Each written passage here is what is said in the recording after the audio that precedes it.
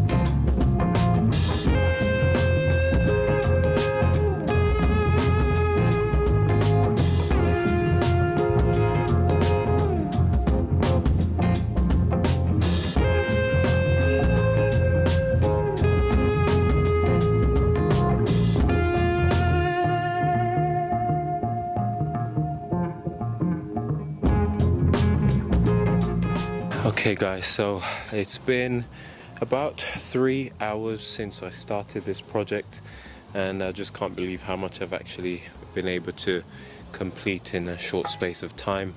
I've completely excavated the area. Well, not completely. I've taken off the top layer of the turf, which is the grass, and now we're just left with the soil.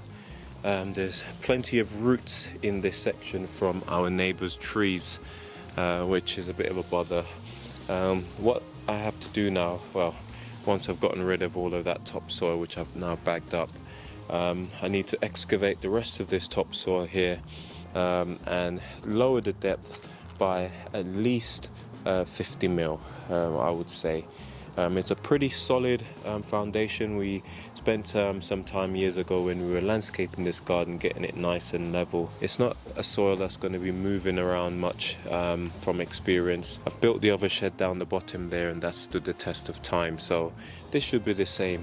However, what I need to do is remove some of this soil, because what you want to do when you're building a shed base is to get it sunken below the water line. So in other words, you want to get it below the turf, the grass, maybe another 3 centimeters down, and then what you want to then do is get yourself some hardcore, some bits of bricks, stones, rubble. You can either buy it or make your own by crushing up bits of bricks. Once you've leveled the area, sprinkle and spread your bricks, sand, whatever you've got in this area. Get it nice and compact.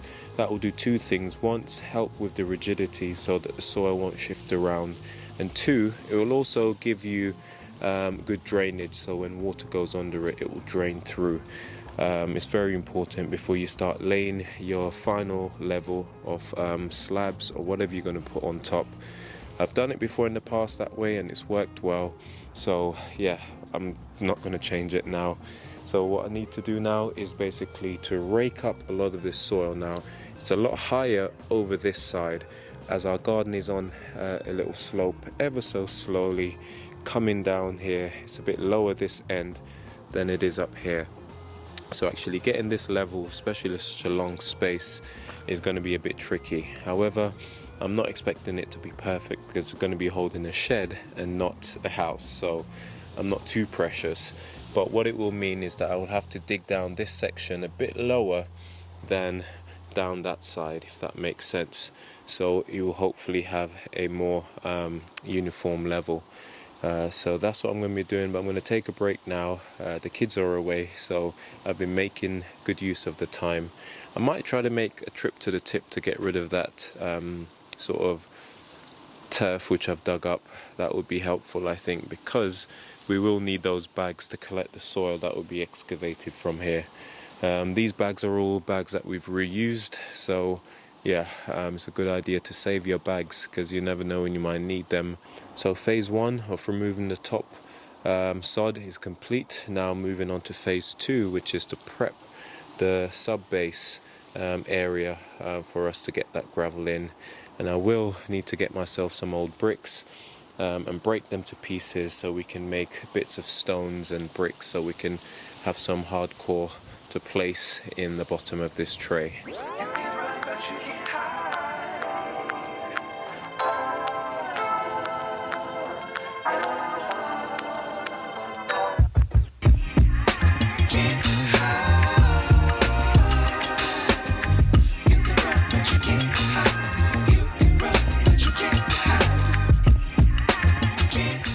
Okay guys, so this evening is quite late in the evening, but what I'm going to be doing is a bit of work on this area. We've received delivery of the shed.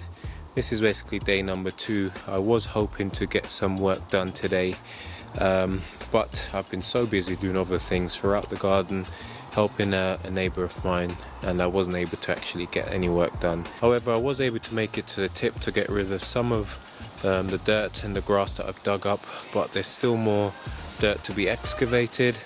I've started raking it to try and see if we can get this area as leveled as possible, picking out any stones and stuff that I find.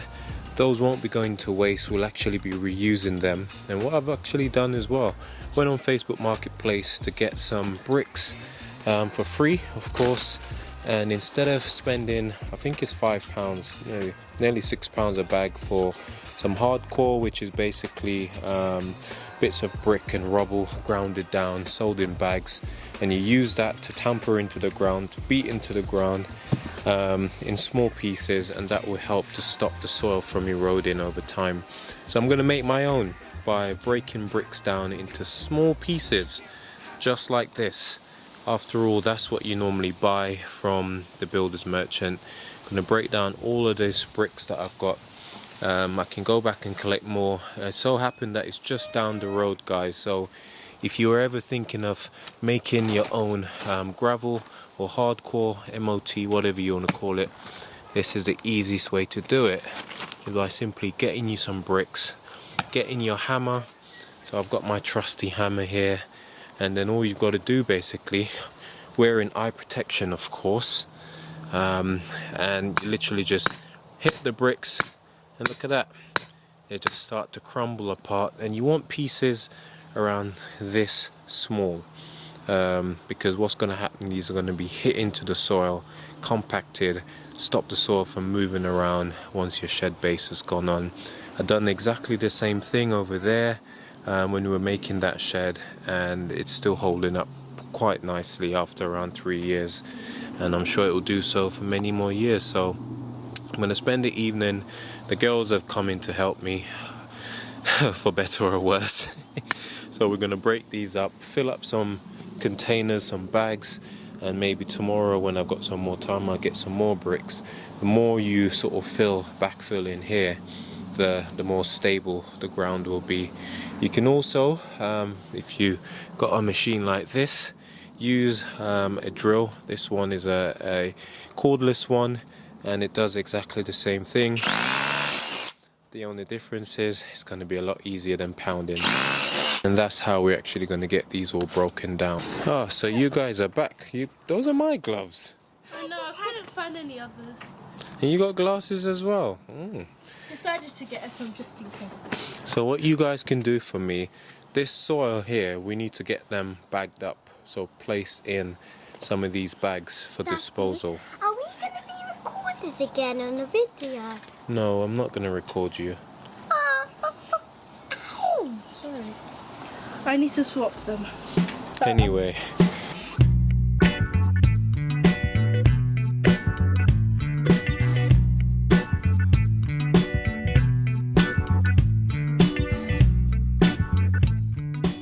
Okay, so it's 8:15 at night. As you can see, it's gotten quite dark since we started. The girls have been really helpful, helping me to bag up all of, well, some of the soil that we already excavated from the area, especially from this section here. I still need to remove some more soil just to get that section coming down here lower than this bottom half, and that's to try and rebalance the levels. I won't get it spot on level because we would have to dig down way too deep, and yeah, it's not that deep when it comes to building this shed. Even if the base isn't 100% level, we just want to make sure that it's as balanced as possible. And what it will basically mean is that it will be higher on this end with the bricks, and much lower on that end. So that's the plan anyway. I've never actually built a shed base so large before, so yeah, this will be quite a challenge. It would have been great if I could have made it going horizontal like that, because that level would all be fine, but going sort of more vertical this way, I'll be dealing with a slope. What I've also been able to do, a couple bags of those bricks that I got for free, I've actually been able to break them down into much smaller pieces, and this is a great way to get yourself some MOT type rubble to actually use to compact into the ground. So yeah, we've been out here maybe an hour, just over an hour, and I managed to get 2 of those done. It is quite late, so I've stopped the banging. Don't want to disturb the neighbors, obviously. I'll try and carry on tomorrow in the daylight. I do have more bags of bricks that need to get broken down, and I'm also not going to cover this whole area 100% because it's pretty solid, pretty compact. This garden has been in use for around 5, nearly 6 years now. Kids running up and down. It's been compacted year after year, trampoline, everything. So I'm not worried that the soil is going to be shifted. But because we've disturbed it now, it's still pretty compact. Even trying to dig it up with the rake, it's been quite tough, and it's quite dry. I'm going to break down a few more buckets full, and then I'm just going to spread it just sort of sporadically over the area. Get my mallet and just whack it down, wet it with some water, get it all compacted in, and then we can try and get ourselves some sand and some cement to start laying our slabs. Now that's going to be the tricky thing, to actually get them all laid, but I'll do my best. The shed is here, so I'm racing against the clock to get this base done before we can actually put our shed down. So yeah, I'm going to leave it here for tonight until tomorrow.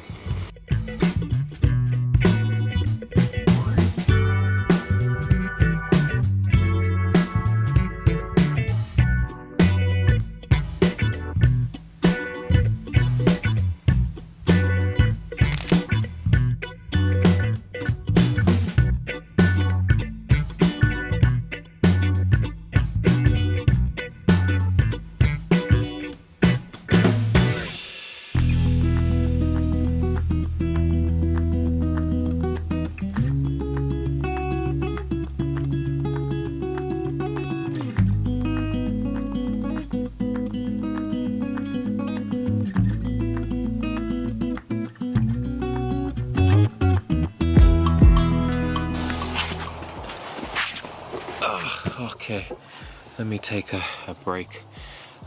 So guys, it's day 2 of this shed build, and as I thought, this was not going to be an easy project, to say the least. Trying to build a shed base on a slope with an incline of around 10 centimeter drop is never easy, and when you're trying to do it on the cheap, just trying to reuse old bits of rubble and paving slabs that I got from Facebook Marketplace a few years ago for free, and doing it by myself with the help of my girls in between. Yeah, it's a challenge, but I'm not going to give up. I just need a base at the end of this that's going to be fairly level, fairly squared, that won't be sinking in one area, and will be able to support the bottom side of our 16 by 6 feet shed. So this is quite a long shed. I've never done one this big. The biggest I've done is an 8 by 6, which is a pretty standard one, and so I knew I was biting off a huge chunk for a solo project. So I've tried to actually use some wooden stake to do the measurements, but I realized that the slope was just too much and the variations was just too much.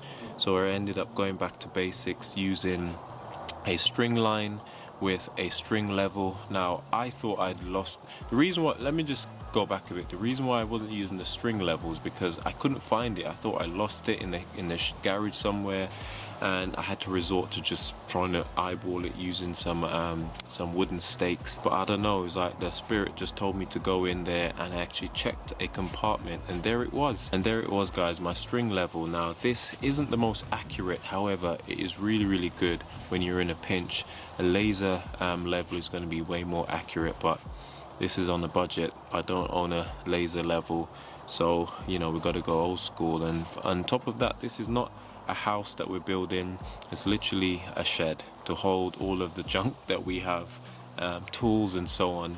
And so I'll just show you what I've managed to do finally after wasting a bit of time trying to do it with some stakes. So this is the string level. It's literally just a little level which you hook onto a string line. Now I've put down some bamboo cane stakes, one in that corner, one there, and of course one down there, and also over there. And I started off from the top, where basically is the lowest that I'll be able to put some of my slabs, just up there at the top. And I've gone across making sure it's level. Once I've got the level across that side, I then do the same coming down here to that corner, and then around, and of course the return back to where we started. And so far so good. I've also measured the distance from roughly from the wall there to my first peg, and similarly on that side up there. I wanted to try and leave some sort of crawl space. It's not much, but I wanted to leave some crawl space behind the shed. I've learned from my previous mistake with that one. And so what I'm basically going to be doing now is trying my best to get the four corners of these slabs roughly level. I'm going to be stacking them on top of each other, so some are going to need 3 to 4 down this end, while at the top we'll literally just have one. I was originally going to lay down some sand and stuff to try and compact the ground even more. It's pretty compact here. These slabs are pretty wide, and because the shed's going to be you know, spanning over such a long distance, you know, it will spread the weight out a lot. It's not going to be concentrated in one area. On top of that, we won't be having like, it's not going to be like a gym in there with loads of heavy weight. It's literally household stuff, a few tools here and there, so it should be fine. So my next task now that I've got my dimensions and my, you know, sort of my rough level, is literally to just try and get those blocks. I might have to excavate the soil a little bit, put down some of these bricks, tamper them in, to try and make sure, you know, get a nice sturdy base under there. And we also have some sand over here which I'll be using. I've got some more in the courtyard, and this will be used to prop up some of the actual slabs. So where they're just a little bit too short for the line, might be able to put a bit of cement mix underneath it to sort of prop it up to a higher level. And once my perimeter is done, then it will literally be to do the same, filling in on the inside with enough support so that when the shed base comes, you know, there won't be huge gaps underneath to weaken the structure. That's the next thing I'm going to be doing, is getting my shed base and basically seeing, you know, where the actual battens are so that it can be supported. So a lot of work to do, but once the base is done, guys, that's it. We'll be able to put the shed up relatively quickly. It's like, you know, doing a Lego set. It's not hard at all. So yeah, wish me luck, guys. I'll see you guys once we've got this base to some similarity or resemblance of being level. Again, I'm not holding my breath, but I'll do my best. Okay guys, so this is where I've got to so far. Definitely an improvement of my first technique that I was trying to use. The string line level is definitely game changer. Now these paving slabs have been placed down roughly where they're going to be sitting. Now they're not level by any stretch. They've got all sorts of tweaking that needs to happen.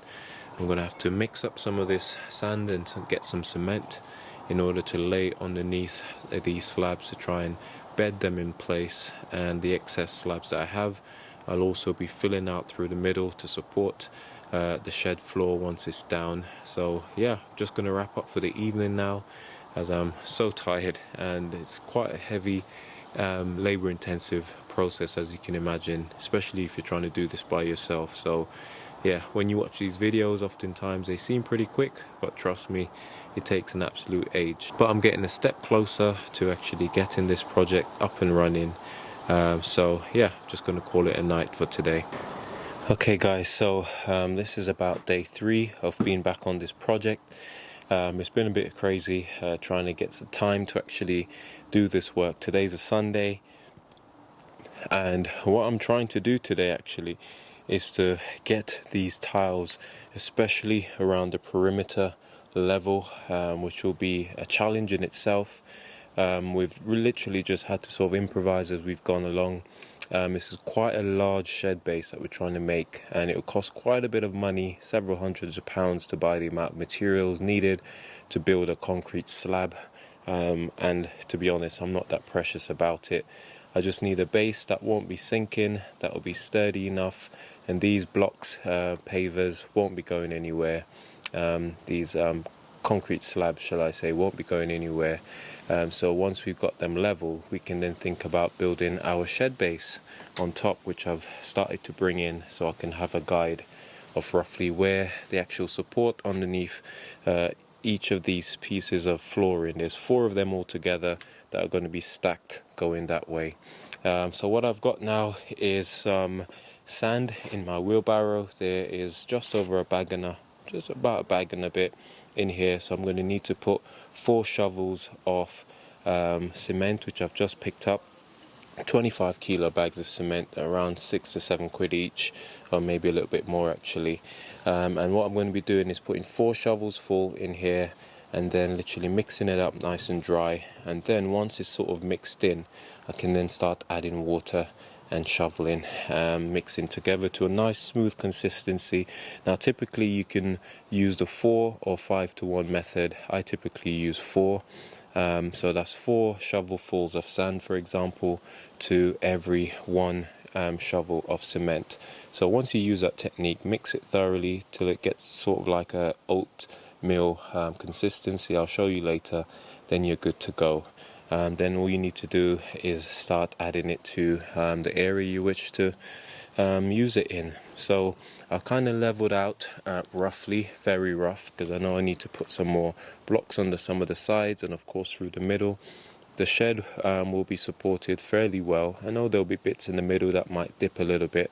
However, I'm glad to see that they've put not just 2 or 3 slats under here, but 4 to support it going across the flooring, which will be great. I mean, I won't be putting too many heavy things in there like machinery and stuff, so I'm not too fussed about it. And so yeah, that's what we're going to be doing today. What I'm going to be doing is lifting up these corner bricks, mixing the cement along with some of the bricks which I've crushed, tampering them in, putting some of the cement mix on there, getting the first one level, and then from there I'll just keep adding cement and sand in between until we've reached to where our string line is, to get a fairly good level. So we're going to go up the line ever so slightly, getting it level, then of course going along this side here, which is the shorter side, and once I've got sort of an L-shaped level, I can then start working my way along, hopefully. I'm making this sound so easy, but I know it's going to be back-breaking work. There's no way I'm going to finish all of this today, but if I can get at least a section squared off and level, that can dry, and then tomorrow I can pick up where I left off. So wish me luck, guys. This is definitely shed base settings on a budget. I could have just easily have placed the actual base on the ground like I've seen some people do, maybe on some timber, but in a couple of years, once water gets into all of that wood, it will just rot. So it's always best to set it on something like some stones or slabs or something concrete that will last the test of time. And because this garden is on a slope, it might be hard to tell. There's around a 10 centimeter drop from that end all the way down here. It's not as straightforward to get it level. So there'll be 3.5 sort of bricks stacked here, slabs, and all the way at the top there'll only be 1. So that gives you an idea.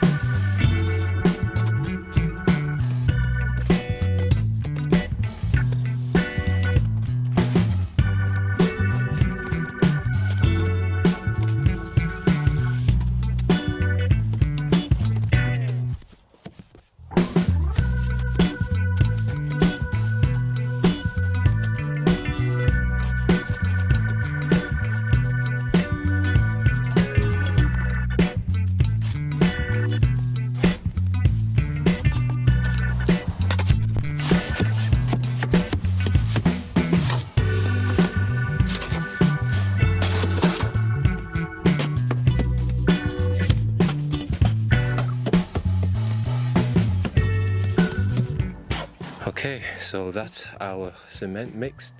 Looking really good, nice consistency. It's a really hot day today, guys, so we can't mess around. Got to get this down before it starts to dry out. And so yeah, that's a little tip. Make sure you don't make too much, because you may end up having it left out open. It will dry out before you can actually use it. Only make up what you can use at that particular time. Okay, so first thing that I like to do is to basically get the area a bit wet, so which will basically not completely dry out all the material as soon as it goes on the ground, especially on a warm day like this. Then going to get the underside of my slab wet also, again to help with the bonding.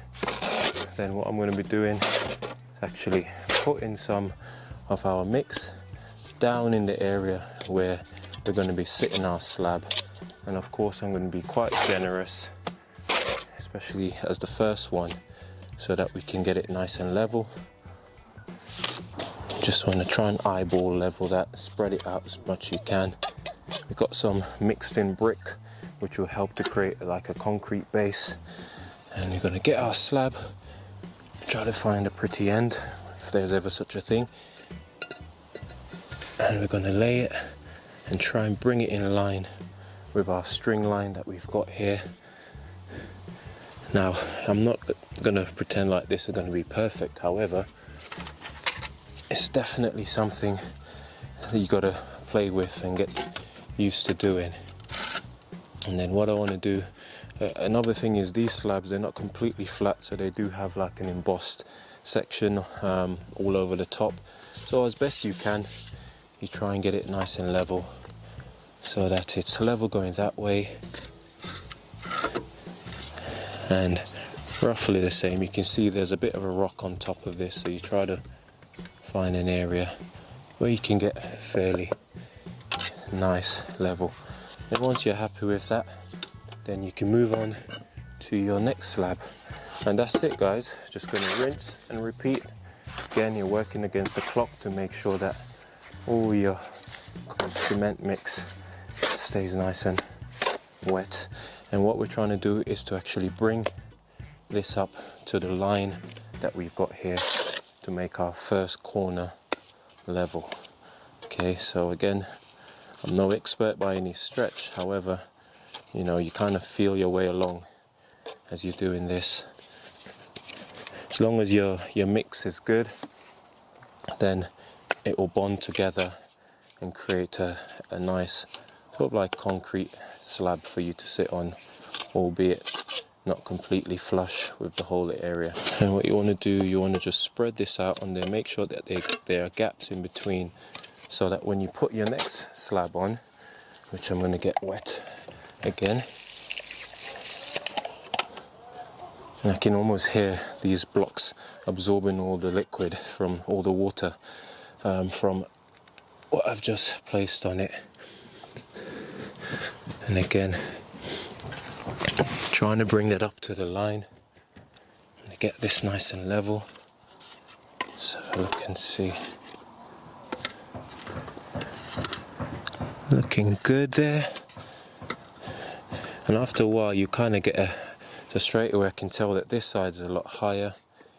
So then you just want to tamp that down a little bit. And the good thing is when working with wood is that it is pretty flexible compared to you know, working with these concrete slabs.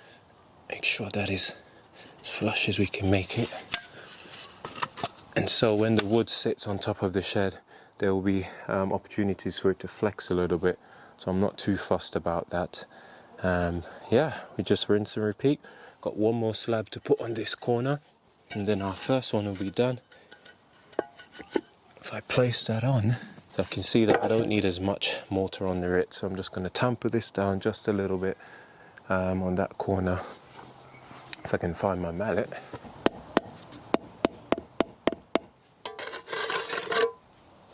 So then just need a thin layer under this one, just enough to bond them together.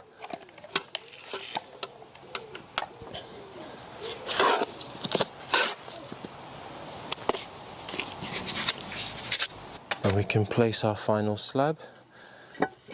And then our first corner hopefully should be fine. And then once we've done the first corner, we can then use it to replicate and to get our level for the rest of the shed base, which is really good.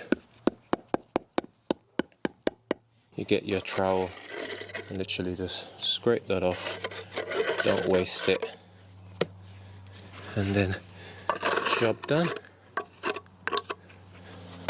It's our first corner piece level, so now I can see on this side how much I need to actually build these up. So I will have to put really thin layers in between each one of these to make sure I don't come too high or for it to be too low. So that way the shed, the end part of our shed base will just sit and be supported going across. So what I'm going to do actually, I'm just going to use this as my first level line.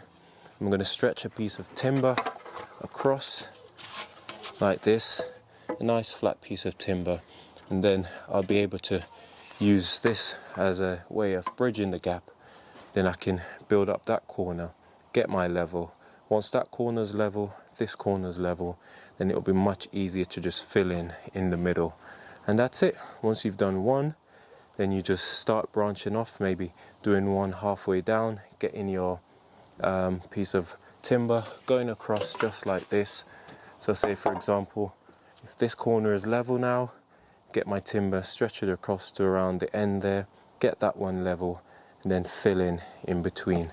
And you just do that all around. And once you've done it around the outside perimeter, then the same principle applies in the middle. You get yourself a bit of timber, take your level, say off of this side and that side together, and you fill in your inside. So I'm not going to bore you guys anymore. This is what I'm going to be doing for the next 2 days. So wish me luck. But once this is done, I know that my base is secure. Then we can start the process, which probably, hopefully will be the easy part, is to actually put the shed together. So I'll see you guys on the other side. Okay guys, so I'm finished for the day. Officially, it's just gone 4 o'clock. I started this morning around maybe 10:30 in the morning, and I've managed to get all the slabs down. It was a hard slog, I'm not gonna lie, but I'm finally over the finish line, and I'm really happy so far with how the shed base is coming along.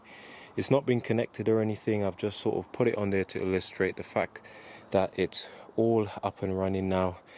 But I'm shattered, and what I need to do when I start again, I'm going to have a couple of days off because I've got a few other jobs to do, but I've done the lion's share of the shed base build, and from now on it should just be smooth sailing. So guys, I did manage to get it quite level, which I'm really happy about. I know it's not going to be perfect, but as far as I'm concerned, this is good enough, and there's not a lot of flex in it as well. I mean, some of the slabs are still wet, they haven't dried yet, so I don't want to walk on it just yet in case they shift. But overall, I'm really happy with that. I'm sure there's going to be little bits where it might dip a little bit, but for the most part it is very secure. It's relatively straight as well, which wasn't an easy feat to say the least. The string lines did help, but I'm not too worried about it being perfectly straight and square. As long as it's sturdy, it will hold the shed and it looks fine. Now what I'm planning on doing, a lot of these gaps that you can see here where I've sort of left in between, once I've got some time, what I'll actually do is just to backfill that with some concrete, drop some bits of brick and rubble in there, backfill it to try and raise it up to the level, and hopefully that will also stop any sort of rodents and stuff from just tunneling in. What I will also do is all of these bags of rubble that I dug out and soil, once everything is dried and packed, I'll then sprinkle some of this in between those gaps to just backfill, create some extra support for the slabs, so in time they won't be shifting around under there. I mean, the weight that will be on this will stop them from shifting anyway, but you know, this way I can get rid of some of the soil without taking it to the tip because it's very heavy, and just make underneath more compact. Okay guys, so we're back again. It's been about a week since I've done any work on the shed, and I'm back today because I'm actually planning on just finishing off the shed base itself. All of the slabs are in place. It is fairly level, which I'm really happy with, and the best thing about this is that it cost me next to nothing. These slabs that we've used were given to me, well, I picked them up on Facebook Marketplace for free. I only needed to buy a bag of cement. I've gone out today, however, and bought 2 bags of postcrete, which is a ready-made up mix of concrete. It basically comes in a dried form with gravel. So I'm going to be using this to fill in some of the gaps around where the tiles actually meet, which I'll show you in a minute. And all you then need to do is just to add water, leave it to set, and then that's it, job done. That will help with some structural rigidity over time, and yeah, let's just crack on. Okay guys, so my plan quite simply is to get this postcrete and pour it in between these slabs here where obviously we've got that gap. You can see where the cement that we mixed has already gone off and set, so it's rock solid now, more than enough for what we need it for. But just to bond them together and make it stronger, we're going to be pouring some of this pre-mixed stuff in between these gaps all around as much as I can, and then basically get some water in it just to mix it in, leave it to go off, and then it'll basically create a nice strong bond between these external slabs. That will also do something really important, which is to actually limit the ingress for water, as well as if there are any pests, rodents and stuff that want to try and move in, especially over winter, that sort of thing. So it'll basically be killing 2 birds with 1 stone. And then any other rubble that I've got, I'll just be chucking it in the middle section, and then job done. So this is how you build a shed base on the cheap for around 30 quid so far, and I guess you could say around 3 days work. Excavating the area, getting it fairly leveled, and then obviously cementing in the slab. So let's just crack on and get these filled up.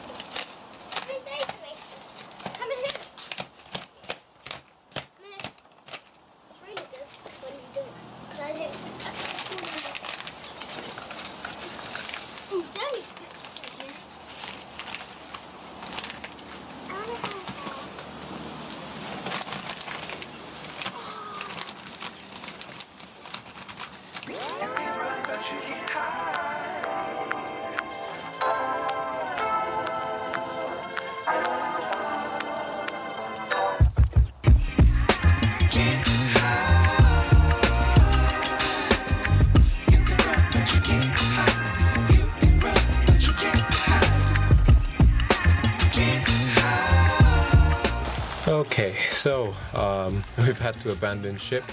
The rain literally started to come down as soon as I've just started actually getting the first section done. So I've had to run inside of our old shed to actually get myself sheltered. Hopefully the rain will hold up and I can carry on, but yeah, suffice to say, the weather is not making this a simple project for sure. We've had months without rain, and the past few days actually we've been getting quite a bit of rain, so the garden is enjoying it, but as for the rest of us, yeah, it kind of gets in the way.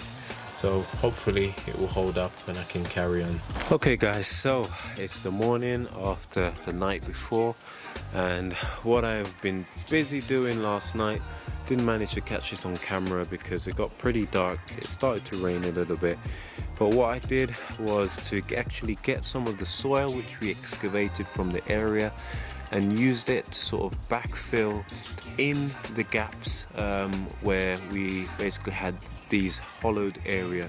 And this is for 2 reasons. One, it will help to solidify the base of the slabs. I mean, they won't be moving anyway because the shed will be sitting on top of them, keeping it nice and firm. The shed is quite heavy, but I've done this as well to try and use up some of that topsoil, which will save me actually taking it to the tip. So it'll be, I think I used around 3 or 4 bags in here. So if you can imagine, that's 3 or 4 bags that I have to dispose of. My raised beds are practically completely full now, so I don't need the extra topsoil.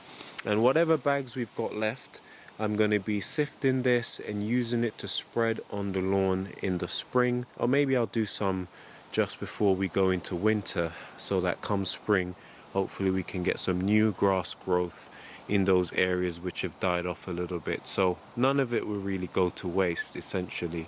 So our base is practically now ready for our shed base, with all these battens to be placed on there. So that's what we're going to be doing today, and getting our shed build started, which I so can't wait for. I'm super excited to see. It's a pretty windy day, as you can see. Actually feels like a storm is coming in, which is not great when you're trying to build stuff. We will be having some rain as well, I figured. If it then starts to rain, then we'll have to pick up tomorrow or later on.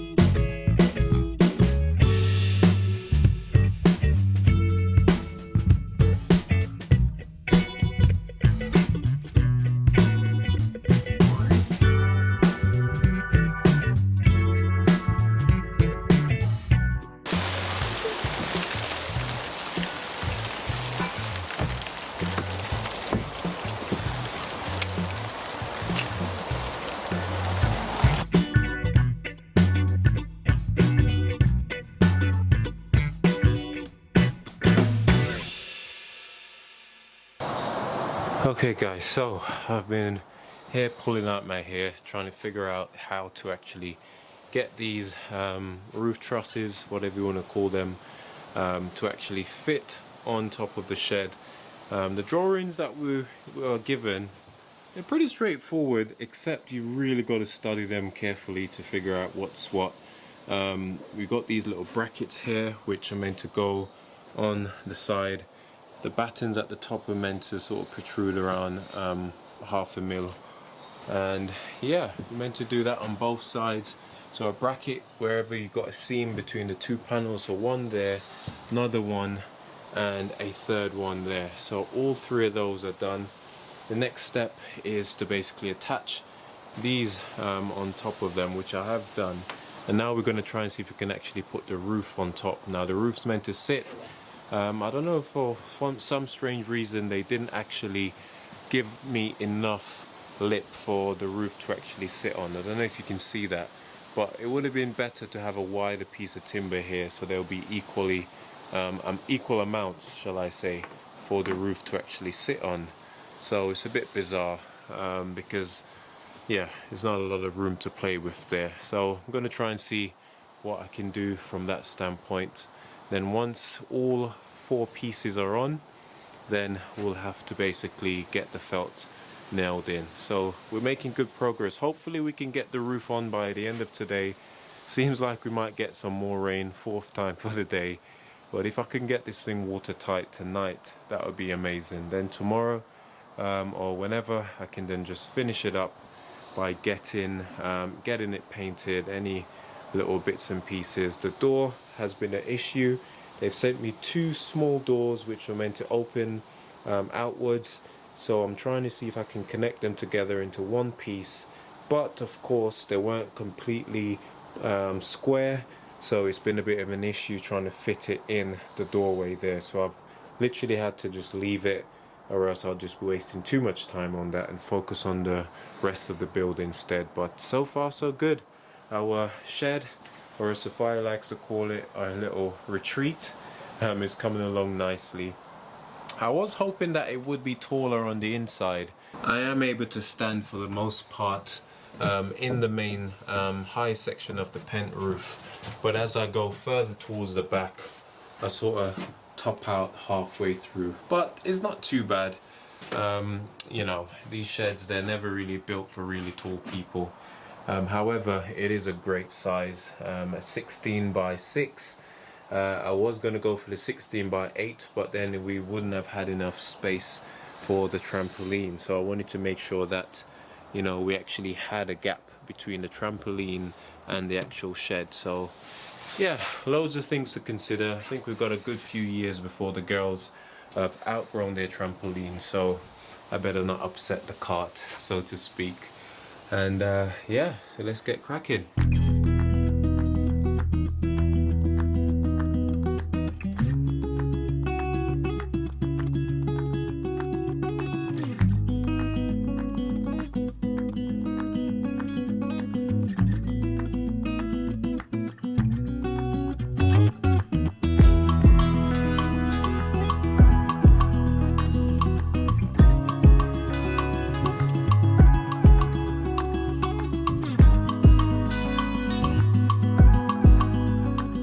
Guys, welcome back. Today I am going to be carrying on with our shed build project. Today we're going to be painting our shed. It's actually completed now, maybe around 95%. We do need to get a piece of timber just to cover this section here at the front, a bit of trim to sort of match that one. For some reason they didn't send me, although I should probably send an email to try and see if they can get something sent out to me. But that'll probably be something I'll do in the week to come. However, now that the shed has been built, I'm really happy with how it turned out overall. The only thing externally that needs to be done is to get myself some guttering to put around the back here to stop the water from actually falling and trickling down and falling on those slabs at the bottom, and obviously then wetting the bottom of the shed. So I'm on the lookout on Facebook to try and get some pieces of guttering for free, or at least for dirt cheap. You know, sometimes when people replace their roof, they get rid of old guttering, and then if I can salvage that, it will save us a lot of money rather than buying it brand new. So that's what I'm currently on the lookout for. But in the meantime, what we can do is to actually get this shed painted. Now today is a sunny day this autumn. We've just started autumn now, and yeah, it's a good time to get this painted so that it will protect it over the winter. So we've decided to go with a clear shed paint this time. Normally we choose a color like earlier on this year. We actually painted our other shed in this green color, which is really nice.